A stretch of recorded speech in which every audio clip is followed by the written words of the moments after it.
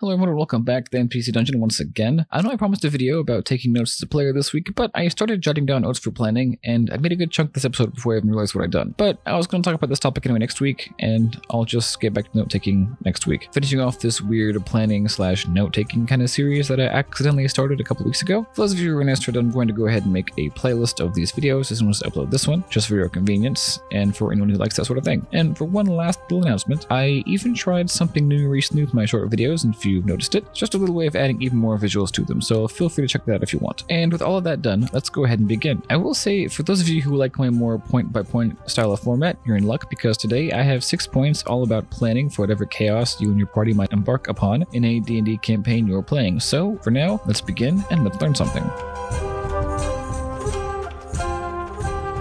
To the unexperienced, planning as a player may sound like a drain to the campaign. Many groups spend hours talking about what to do, and then when the time comes, they don't even do that. They don't even do the plan they agreed upon. Many newer players might think this sounds like a waste of time and be afraid they're holding the DM's campaign up, but as a DM, I can honestly tell you that this couldn't be further from the truth. I enjoy when my players sit down and start planning and brainstorming and taking time to think ahead. It shows me that they are engaged and invested and having fun, and it helps them get the most out of the encounter that I'd placed before them, and it even gives me a little time as a DM myself to plan. Besides, if everyone is talking and interacting as a group, the group is bonding. Your characters are learning to trust each other, and you're learning more about your characters and how to play them. I talk about this in more detail on my episode on player engagement from the DM's perspective if you're curious, link below and card above. And for an even more obvious benefit of planning, you are at least coming into the encounter prepared and ready to go. Even if your group doesn't end up using the agreed upon plan, which you probably won't, you will have something to jump off of when things inevitably change. Because planning is part of the game, and planning is really fun. You never know what kind of wonderfully hilarious and bizarre ideas and silly jokes can come out of it. Obviously, every group is different, and not every encounter requires a massive plan, but for more complicated encounters, feel free to try it out. And I can't believe I actually have to mention this, but I've heard players say things like, oh, we can't plan in front of the DM, they'll change their encounter so we fail. What kinds of DMs have you played with? That's just rude. A good DM won't do that to you. But piggybacking off something that I said earlier in this point, don't be afraid that your idea is too bananas or anything to work. Again, that's the fun of it, and it's also my next point.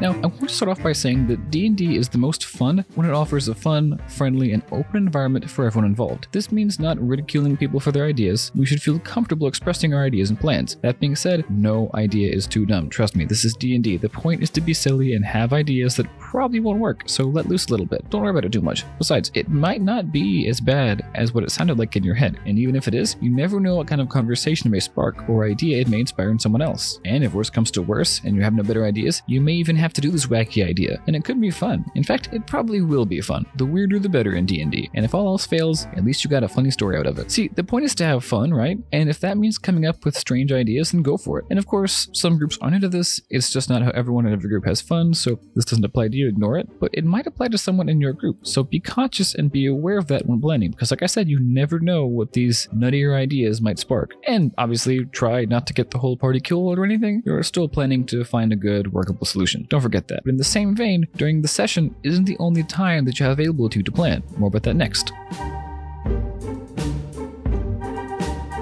The group doesn't just stop existing when everyone leaves the table. We're all still friends, and we're all still playing D&D together. So don't be afraid to plan between sessions. I get that not everyone has time to, and I get it. It's not a requirement or anything. This is a game, not a chore. You don't have homework, trust me. Just if you have a more complex encounter coming up that you know about, just know that you have that time to discuss with your fellow players. Don't worry, it's not cheating or anything like that. Again, your DM probably wants you to be doing this. Like I said earlier in my point on planning during the session, this lets your DM know that you're engaged. If your DM gets upset that you planned outside of the session, you need to find a new DM. Think about it. The DM's job is to make plans for the group that they know nothing about, and the group has to react. How is this any different? The DM's job is to respond to the unexpected. I relish the curveballs that my players may throw at me and the times when they make me have to really think on my feet. Again, it lets me know that they are engaged and having fun, and on top of that, they're coming into the encounter prepared and ready to go. Of course, not every encounter needs all of this, like I said earlier, but if you have a larger encounter coming up, feel free to talk to the other players about it in between sessions if you have time. Now, you don't have to meet up or anything like that. You could. I'm certainly not going to stop you or anything, but it could be as simple as just sending a text over to one of the other players if you have an idea for an upcoming session, if an idea kind of just pops into your head. But it doesn't have to be for the next session or for some big encounter or combat or something like that. Of course, though, that is my next point.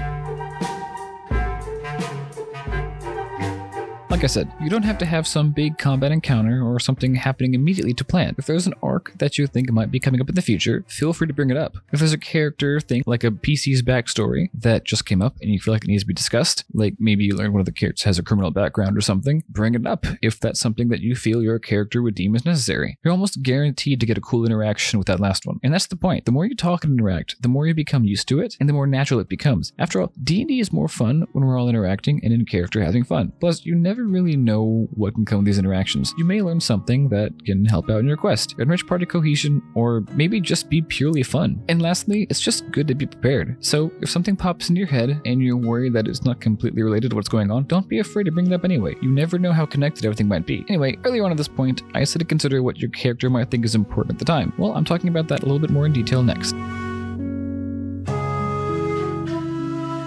This one won't be all that long, but that doesn't mean it's not important. It's just good to consider what your character would think about while you're planning. If your character is more chaotic, consider more chaotic ideas. And obviously, there are many ways of playing different kinds of characters. For example, not every chaotic character may like explosions. Your character might be into a more subtle form of chaos, sowing subterfuge and deceit. Considering this is just one of the many ways to help get into character and get into your character's mindset. But I encourage you to not think about it as a barrier or some requirement. It's just an extra thing to consider, and I use it for inspiration more than anything else. But what if you have an idea that you don't think suits your character? Well, there are a few ways of going about it. When planning, I see nothing wrong with still mentioning it. It might even be a cool moment for you to see where your character draws certain lines. If you're playing a lawful good paladin, but your plan might involve certain collateral damage, you can play it off as a desperate times call for desperate measures kind of moment. See, you might still be able to find some reason why your character might think of it. People are complicated, and so are our characters. And just like how we're always learning about ourselves, our characters are always learning about themselves as well. Honestly, I use this idea of thinking about what my character would consider in a given situation as more inspiration than anything. I don't think, well, my character wouldn't do this, so there goes that idea. No, there are still probably ways of making it work, just like I just demonstrated. But I still have one last point to get to, and it's all about finding the right time in the session to plan.